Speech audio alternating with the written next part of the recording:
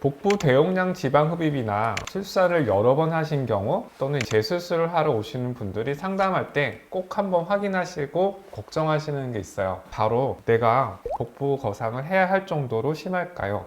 라는 질문들을 많이 하시는데요. 오늘은 전후 사진을 보여드리면서 저희 의견을 설명드리려고 합니다. 많은 분들을 상담하고 수술하고 경과를 보면서 제가 가장 어려워하는 것은 바로 악복부의 주름과 처짐이에요. 허벅지와 팔 등은 본이라는 딱딱하고 길이가 긴 이 축이 있기 때문에 과흡입 외에는 처짐이나 요철이 생기지 않겠지만 복부는 우리 몸에서 가장 역동적인 부분이라고 저는 설명을 드려요. 좌우, 앞뒤로 굴곡과 신전이 이렇게 막 가능하죠. 그리고 3초에 한 번씩 숨을 쉬게 돼요.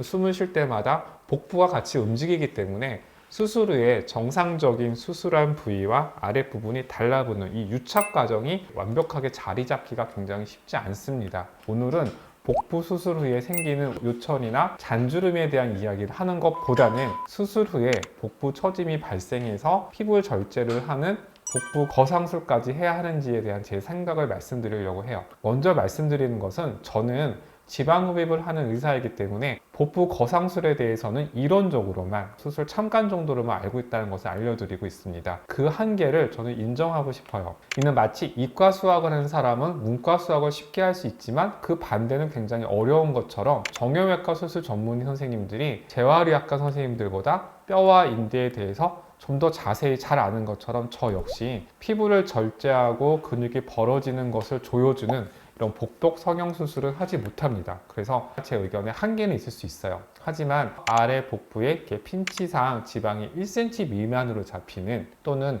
출산을 하신 경험이 있고 나이가 있는 분이 아니라면은 그렇게 걱정할 정도로 아래로 이렇게 처지는 복부가 발생하지 않는다라고 상담 때 말씀을 드려요. 중증도 이상의 복부 비만일 때는 아랫배가 허리 라인 이상으로 잡혀져 있고 고도의 복부 비만일 때는 배꼽이 지방도 접혀서 이렇게 라인들이 생기게 돼요. 지방 흡입을 할 때 저는 유착의 방향을 고려한다라고 말씀을 드리는데 단순히 일반적인 흉터를 숨기는 방식의 위아래로 흡입하는 방식으로는 이 유착 후에 피부 무게를 이기지 못해요. 그래서 처질 수 있거든요. 그물 모양으로 이렇게 촘촘하게 유착을 만들기 위해서 수술의 절개나 방법 그런 것들을 노력하고 있다고 말씀을 드리고요. 오로지 수술 결과만을 위해서 그분의 디자인과 계획을 저는 계획하게 됩니다. 처음 복부가 평평할 때를 기준으로 본다면은 좀 피부가 처졌다고 생각할 수 있어요. 왜냐하면 이렇게 매끈한 복부가 살짝 처진 게 있을 수 있겠죠. 반대로 수술 직전에 처졌던 복부가 이게 처진 정도가 짧아졌다면 주름의 길이가 짧아지는 즉 위로 가는 리프팅이 가능하다고 말씀을 드려요. 이분의 사진은 최근의 수술 전후 사진인데요. 4개월 후의 사진입니다. 지방층은 1500cc, 수술 전 피하 지방층 가장 깊은 데는 3.5cm였고 나이도 중증도로 걱정될 만큼의 나이가 있는 분은 아니셨습니다. 이분의 사진을 보면은 복부 주름이 이렇게 물결치듯이 있어요. 여기 살들이 지방들이 많이 잡히는 것들이 보여지겠죠? 근데 이분이 걱정하셨던 거는 또 하나 있어요. 여기가 1번 주름이고요. 2번 주름이 한 번 더 있죠. 그리고 배꼽 위쪽에서 이렇게 주름이 잡혀 있는 게 보일 거예요. 그러면은 이분은 중증도 이상의 비만이 있으셨고 수술하고 나서 당연히 복부 처짐을 걱정하실 수 있는 상황이었어요. 그래서 저는 수직 방향으로 수술하는 것보다는 그물 모양으로 유착을 발생하기 위한 절개 위치들을 디자인을 했고요. 수술 4개월 뒤에 사진인데요. 지금 여기서 이만큼 있었던 주름이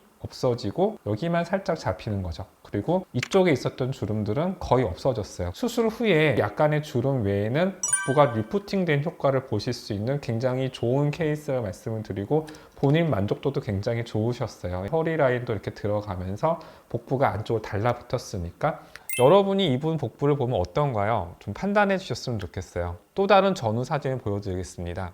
이분 같은 경우는 30대 중반 정도 되셨고요. 주름이 여기서부터 길게 있었던 분이시고요. 굉장히 이제 중증도 이상의 복부셨는데 수술 후에 내려오는 탄력을 걱정하셨어요. 근데 제가 좀 설명드릴 때 일단은 이쪽에 튼살들이 별로 없는 복부였고요. 굉장히 탄력이 있는 게 느껴지셨을 거예요. 이쪽에 주름이 생기지 않았으니까 복부 터미턱이라는 거상술을 할 필요는 없다라고 말씀을 드렸어요. 수술 4개월 뒤에요. 보시면은 여기 있던 주름들이 없는 게 느껴지시죠? 위쪽으로 올라가는 방향으로 리프팅이 일어났고 하등이라는 부위까지 수술을 하셨기 때문에 여기도 굉장히 매끈해지시는 것들을 볼 수 있습니다. 또한 허리 라인도 굉장히 잘록해지셨는데요. 복부 거상을 삼각할 정도로 심한 처짐이 생기지 않는다.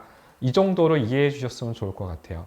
결론적으로 말씀드리면 아직까지 복부 거상술을 해야 할 만큼의 처짐이 있는 분은 손에 꼽을 정도셨고요. 땀이 안 찬다고 말씀을 하실 정도로 굉장히 좋아지는 것을 말씀하신 분들이 많았어요. 대부분의 분들은 사이즈와 라인의 감소, 복부의 상대적인 리프팅을 경험하시게 됩니다. 물론 모든 지방 흡입하는 의사들이 가능하다는 이야기는 아닐 것 같아요. 피부 처짐이 생기는 지방의 분포와 방향을 파악해서 수술 범위를 정확하게 계획하고 좀 더 나은 결과를 향해 자신감 있게 수술 받는 분과 함께 할 때 모든 게 이루어진다면 좋은 결과들이 나올 수 있다는 것을 여러분께 소개해 드리고 싶었습니다.